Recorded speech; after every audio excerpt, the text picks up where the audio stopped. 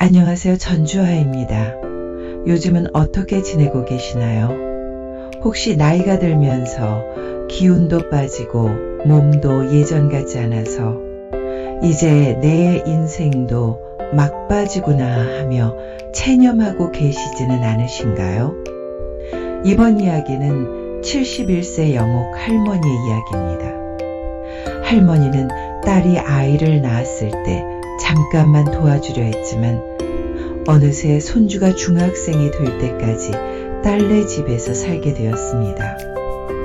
처음엔 손주의 웃음만 봐도 행복했지만 시간이 지나면서 자신만의 삶은 점점 사라져갔습니다.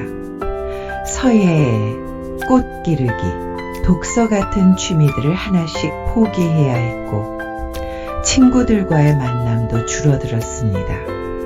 가족들은 영옥을 당연한 존재로 여겼고 그녀의 음식에 대해 이런저런 요구만 했습니다. 손주마저 할머니 냄새 난다며 거리를 두기 시작했죠. 자, 이런 일을 겪으면서 영옥은 삶을 어떻게 변화시켜가며 살았을까요? 함께 들어보시죠.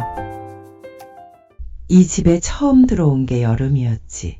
그때만 해도 마룻바닥에 맨발로 걸으면 시원했어.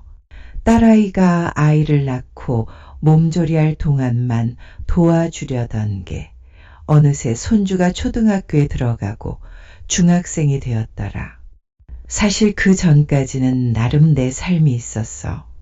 동네 할머니들과 함께 산책도 하고 아파트 화단에 꽃도 심고 오랜 친구들과 차도 마시고 그런데 딸아이가 임신하고 나서부터는 모든 게 바뀌었지. 엄마, 이제 저 혼자서는 안 되겠어요. 도와주세요. 그 말에 내가 어찌 모른 척할 수 있었겠어. 처음엔 잠깐이었지. 밥 해주고 젖 먹이고 목욕시키고 그저 아이 웃는 얼굴만 보면 하루 피곤이 다 풀리는 줄 알았거든. 그 웃음 하나 보려고 새벽에도 일어나고 내 잠은 늘 그 아이가 자는 틈에만 허락됐어. 갓난아이였던 손주가 뒤집기 시작하고 기어다니고 걸음마를 하던 그 시간들이 지나가면서 나는 점점 그 집의 일부가 되어갔어. 내 아파트는 먼지만 쌓여가고 내 냉장고는 텅 비어 있고 내 침대는 차가워져만 갔지. 그런데도 나는 괜찮다고 생각했어. 가족을 위해서라면, 손주를 위해서라면 뭐든 할 수 있다고. 시간이 지나면서 아이는 내 손에 익었고 나는 그 집에 점점 스며들었지. 그런데 이상하게 내 자리는 점점 사라지더라. 내가 밥을 차려도 딸은 바쁘다는 말만 하고 사위는 고맙다는 말. 한마디 없이 밥상만 보고 손주는 어느 날부턴가 할머니 냄새나 하며 옆에 앉지 않더라고. 그 말에 웃으며 대답했지. 그래, 할미는 된장 냄새 나지. 정든 냄새야. 근데 속은 좀 쓰렸어. 언제부터인지 내가 만든 음식에 대해서도 이런저런 말들이 나오기 시작했어. 엄마, 요즘 애가 짜다고 하는데 덜 짜게 해주세요. 엄마, 이 반찬 좀 달게 해주세요. 예전에는 맛있다고 했던 음식들이 어느새 문제가 되었지. 나는 그저 고개만 끄덕였어. 그래, 애한테 좋으라고 하는 일인데 뭐가 문제겠어. 손주가 말을 배우기 시작했을 때는 정말 행복했어. 할미, 할미 하며 내 손을 잡고 따라다니던 그 시절이 있었거든. 그런데 점점 자라면서 그 애는 엄마에게만 달려가고 아빠에게만 안기고 나는 그저 밥 차려주는 사람, 씻겨주는 사람, 돌봐주는 사람이 되어갔어. 가끔 내 친구들 모임이 있다고 말하면 딸은 눈치를 줬어. 엄마 없으면 애 누가 봐? 그냥 하루인데 친구들 다 모이기로 했어. 하루도 아니고 왜 꼭 오늘이야? 그러면 말이 목까지 차올라도 내가 꾹 눌렀어. 말이란 게 한번 엇나가면 되돌리기 어렵거든. 예전에 나와 함께 꽃구경 다니던 친구 순옥이가 전화를 했어. 요즘 어디 갔어? 계속 연락 안 되더라. 아, 딸네 집에서 애 보고 있어. 그러면 토요일에라도 나와 오랜만에 차 마시자. 그런데 그 토요일에 손주가 갑자기 열이 나는 거야. 딸은 친구들과 약속이 있다고 나가고 사위는 회사 일로 바쁘다고 하고 결국 나는 순옥이에게 전화를 했지. 미안해, 오늘 못 나갈 것 같아. 그런 일이 한두 번이 아니었어. 친구들은 점점 내게 연락하지 않았고 나는 점점 고립되어 갔지. 그런데 이상한 건 나는 그것도 당연하다고 생각했어. 가족이 우선이니까. 손주가 중요하니까. 근데 속은 참 많이도 울었지. 누가 날 위로해 주는 것도 아니고 누가 내 말 들어주는 것도 아니고 그 집엔 나를 부르는 목소리는 있어도 내 마음 물어주는 사람은 없었거든. 어느 날은 손주가 학교에서 상을 받았다고 했어. 그래서 내가 우리 강민이가 정말 잘했네. 할머니가 상 받은 걸 축하해서 맛있는 거 해줄게 했더니 딸이 말하더라. 엄마, 애가 요즘 할머니 음식 별로 안 좋아해요. 그냥 피자 시켜줄게요. 그 순간 내가 뭔가 말하려다가 그만뒀어. 뭘 말해야 할지 몰랐거든. 그런 일들이 쌓이고 쌓이면서 나는 점점 작아져 갔어. 내 의견은 중요하지 않았고 내 기분은 고려되지 않았고 내 존재는 그저 필요할 때만 의미가 있었지. 그러다 하루 거실 소파에 앉아 있는데 문득 그런 생각이 들었어. 내가 이 집에서 언제부터 손님이 된 걸까? 나는 이 집에 오기 전에도 사람이었고 지금도 살아있는데 살아있다는 느낌이 안 나는 거야. 그날 밤 잠이 안 왔어. 밤새 이불 속에서 눈만 떴지. 생각해보니까 나는 언제부터 나를 잃어버렸을까? 언제부터 내 꿈, 내 희망, 내 즐거움이 모두 사라졌을까? 예전에 나는 서예를 좋아했어. 붓글씨 쓰는 걸 정말 좋아해서 동네 문화센터에서 수업도 들었거든. 그런데 언제부터인가 붓을 잡지 않았어. 손주 돌보느라 바빠서 집안일 하느라 바빠서 그러다 보니 내 취미는 사라졌지. 또 나는 꽃을 좋아했어. 베란다에 화분을 놓고 키우는 걸 정말 좋아했는데 딸네 집에서는 그런 거 할 시간도 없었어. 게다가 손주가 흙을 만지면 안 좋다고 해서 화분도 다 치워버렸지. 책 읽는 것도 좋아했어. 특히 시집 읽는 걸 좋아했는데 손주가 시끄럽다고 해서 그것도 못하게 되었어. 내 모든 취미, 내 모든 즐거움이 하나둘씩 사라져갔지. 새벽 5시가 되자 나는 조용히 일어나 가장 좋아하던 검정 가방 하나 챙기고 양말, 속옷, 수건 몇 장을 넣었어. 그런데 가방을 싸면서 문득 깨달았어. 내가 챙길 물건이 얼마나 적은지. 내 옷들은 대부분 딸네 집에서 빨래하고 입고 하다 보니 여기저기 흩어져 있고 내 책들은 박스에 넣어서 창고에 쌓아놨고 내 화분들은 이미 버려진 지 오래였어. 내 삶의 흔적들이 이렇게 작아져 있다니. 아침밥은 차려놨어. 된장찌개, 김치볶음, 계란 프라이. 그 집 식구들이 좋아하는 거니까. 그리고 편지 한 장 식탁에 올려놨어. 이젠 나를 좀 키워보려 해요. 그동안 잘 먹고 잘 살았어요. 고맙지만 나는 이제 나를 돌보려 갑니다. 편지를 쓰면서 눈물이 났어.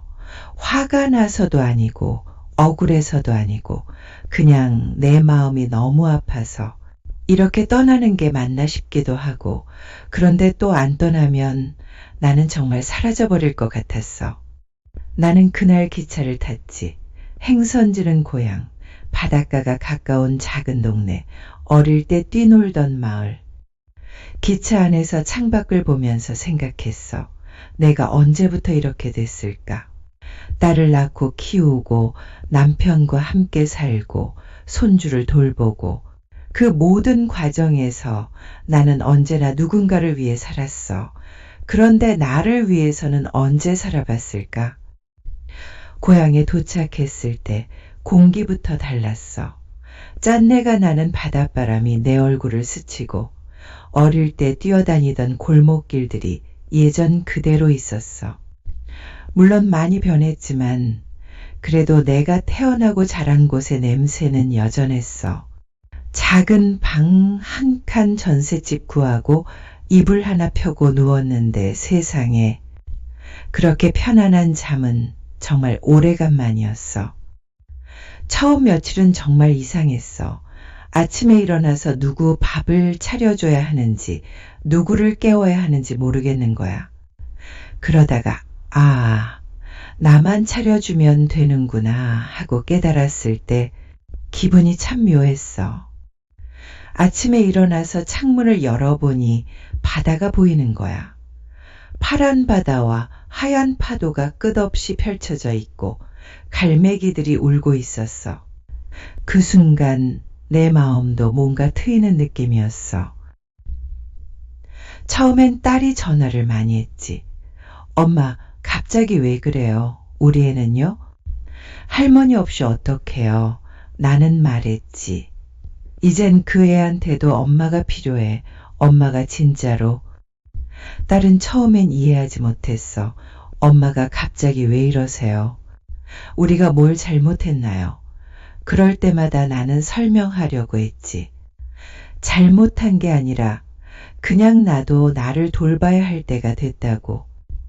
그런데 말로 설명하기가 참 어렵더라. 처음엔 울더니 점점 전화가 줄었어. 그래도 가끔 손주가 전화를 해. 할머니 뭐예요? 할머니, 나 이번에 반에서 2등 했어요. 그럴 땐 기쁘면서도 목이 메이더라. 한 달쯤 지나고 나서 나는 진짜로 혼자 사는 법을 배워야 한다는 걸 깨달았어. 너무 오랫동안 누군가를 위해 살다 보니 나를 위해 사는 게 어색했거든. 처음에는 하루 종일 뭘 해야 할지 몰랐어. 그래서 일단 산책을 시작했지. 바닷가를 따라 천천히 걷는 거야. 처음엔 30분도 못 걸었어. 오랫동안 손주 돌보느라 제대로 운동을 못했거든. 그런데 매일 조금씩 걷다 보니 1시간, 2시간도 걸을 수 있게 되었어. 그리고 동네 도서관에 가서 책을 빌려 읽기 시작했어. 오랫동안 못 읽었던 시집들을 다시 읽으니까 마음이 차분해지더라. 특히 나태주 시인의 풀꽃이라는 시를 읽을 때 눈물이 났어. 자세히 보아야 예쁘다.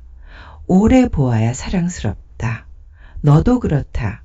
그 구절을 읽으면서 나도 누군가에게 그런 존재였을 텐데 언제부터인가 나 자신을 자세히 보지 못했구나 싶었어. 그 다음엔 서예를 다시 시작했어. 동네 문화센터에서 할머니들 대상으로 하는 서예 교실이 있다고 해서 등록했지.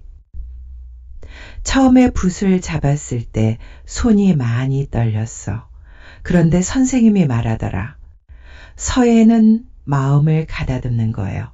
급하게 하지 마시고 천천히 하세요. 그 말이 참 위로가 됐어.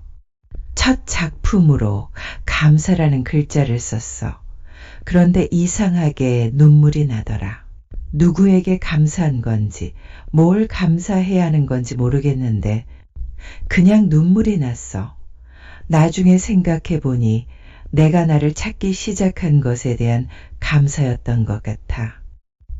몇 달이 지나면서 나는 점점 나다워지고 있었어. 아침에 일어나서 차 한 잔 마시면서 바다를 바라보는 시간, 오후에 도서관에서 책을 읽는 시간, 저녁에 서예 연습을 하는 시간, 그 모든 시간들이 온전히 내 것이었어. 그리고 동네에서 새로운 친구들도 사귀었어. 혼자 사는 할머니 몇 분과 함께 산책도 하고 차도 마시고 서로의 살아온 이야기도 나누었어.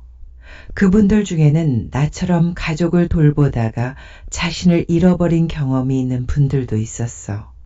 특히 옆집 할머니인 정순 언니는 나와 비슷한 경험을 했어.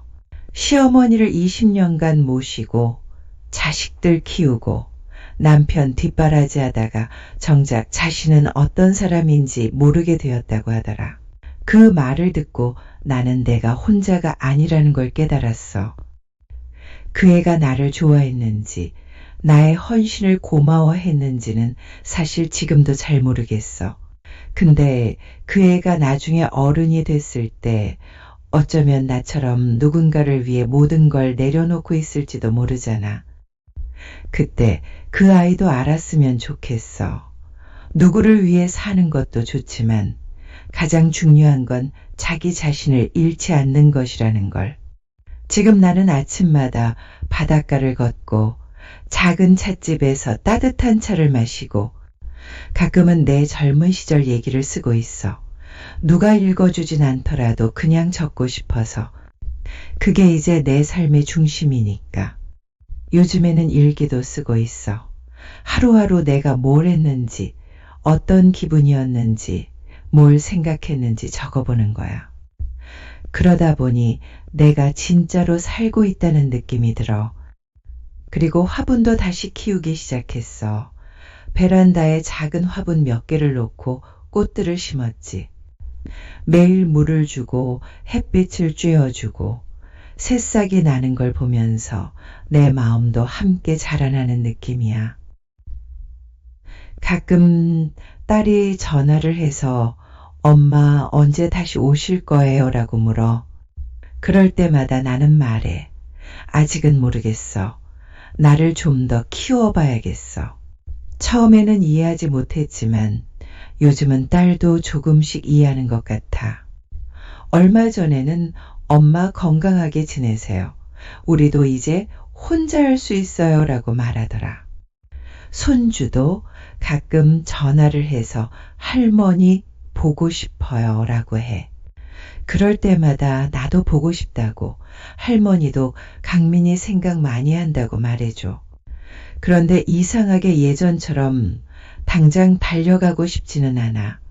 보고 싶지만 내 삶을 포기하고 싶지는 않거든. 내가 집을 나온 이유는 화가 나서도 아니고 억울해서도 아니야.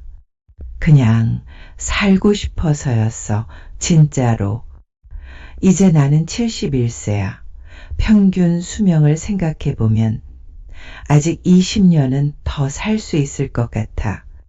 그 20년을 어떻게 살지 생각해보니 누군가를 위해서만 사는 게 아니라 나를 위해서도 살고 싶었어. 물론 가족이 소중하고 손주가 사랑스럽고 딸이 걱정되는 건 여전해. 그런데 나도 소중하고 내 삶도 의미 있고 내 행복도 중요하다는 걸 깨달았어.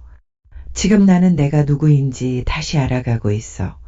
71년을 살면서 처음으로 온전히 나를 위한 시간을 보내고 있지. 그리고 이런 시간을 보내면서 깨달은 건 나는 생각보다 강하고 생각보다 지혜롭고 생각보다 매력적인 사람이라는 거야. 앞으로 어떻게 살지는 아직 모르겠어. 계속 혼자 살 수도 있고 언젠가는 가족들과 다시 함께 살 수도 있고. 그런데 한 가지 확실한 건 이제는 나를 잃어버리지 않고 살겠다는 거야. 그게 나의 새로운 시작이야. 71세의 새로운 시작. 지금 영옥 할머니는 71세의 새로운 시작을 맞이했습니다. 가족을 사랑하지만 자신도 소중하다는 것을 알게 되었습니다. 누군가를 위해서만 사는 것이 아니라 자기 자신을 잃지 않고 사는 것의 중요함을 깨달은 것입니다. 이것은 늦은 나이에도 자신의 정체성을 되찾고 진정한 삶을 살기 시작한 한 여성의 용기 있는 이야기입니다. 영상이 즐거우셨다면 구독과 좋아요 꼭 부탁드립니다. 여러분의 작은 정성이 영상을 만들어가는 데 큰 힘이 됩니다.